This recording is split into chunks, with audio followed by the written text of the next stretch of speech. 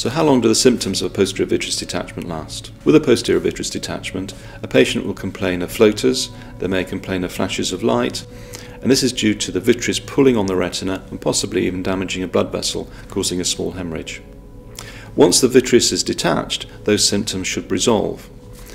Now it can be quite difficult to be sure that the vitreous is detached completely, and so that you can have one set of symptoms as the vitreous detaches a small amount, then it can detach a little bit further to completion and the symptoms may well recur. So generally they occur once or twice, so the acute symptoms of lots of flashes and lots of things floating around, and then the patient may be left with one or two floaters within the eye, and these generally dissipate and disappear with the passage of time.